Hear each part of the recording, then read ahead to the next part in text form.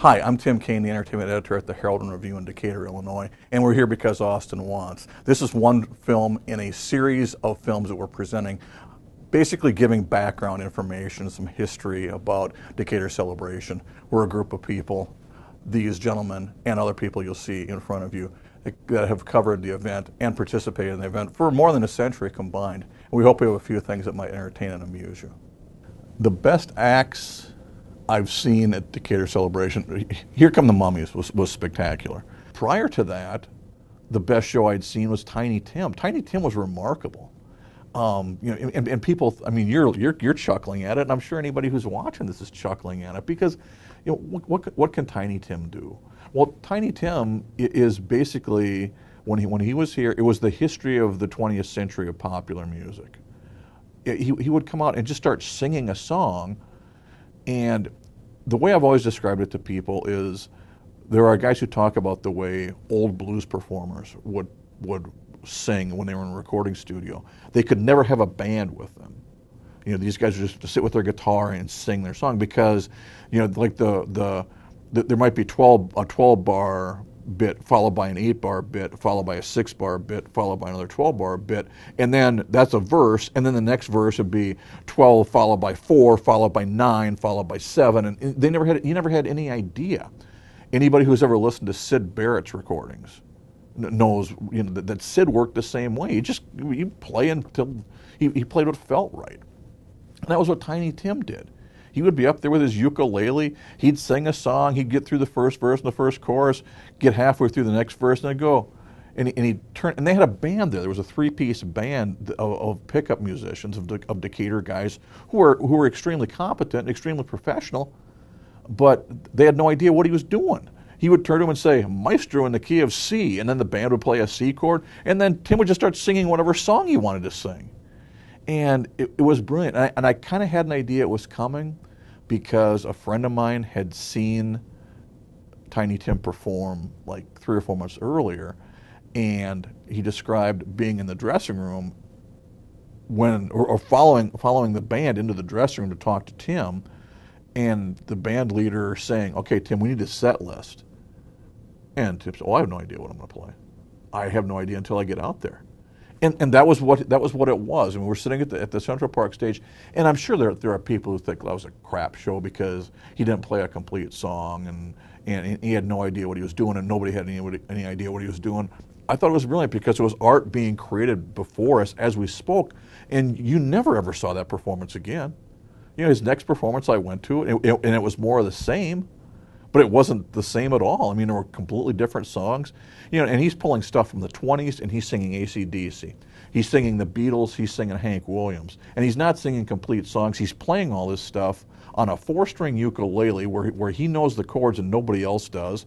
And my suspicion is it was tuned to a way that only he tuned it, so that the band guys couldn't look at him and go, "Oh, that his fingers are in a D shape, so we can play a D chord." No, I had no idea. And to me, that's spectacular. It's one of my favorite shows ever. But Moxie Fu was spectacular. They played on a night. I wasn't entertainment editor at that time. That was before that was in the 90s, like 97 or 98 when they played here. And I had gone to see Chuck Negron, who was the lead singer of Three Dog Night and then was doing Three Dog Night show. And he played at the show stage. He played at the main stage. And he was awful. It was one of the most dismal appearances. I mean, he was phoning it in. It was disappointing. I really didn't like it. Came back here afterward. I was just in a bad mood. I was just sitting there sitting at the office, not working, just kind of hanging out, catching my breath a little bit, and I didn't want to go back down. And my wife said, "You've been talking about this band Moxie Fu for about 9 months now, and I think that you will really regret if you don't go down and see them." And I went down. There was a picnic table near where they were playing, and I literally sat down at the picnic table and crossed my arms as if to say, "Show me, entertain me." Within 2 songs, it's like, these guys are really pretty good. And I'm rarely the guy who goes and charges the stage. I'm just not that, I'm not that interested. I never have been. For these guys, when they came back for their encore, I ran and pushed my way to the very front. And their encore was extra long. And then I stood in line to buy one of their CDs afterward. Had every guy in the band sign it. Got to talk to a couple of them at length, and saw the way they were interacting with me and with their other fans. And they were really everyday guys who it seemed like had a really special relationship with their fans. And that was, I think, the first time of 28 times I saw them in the next 3 years. I just kind of went, and you can do that with a band that plays college towns and has some popularity in the Midwest, which they did.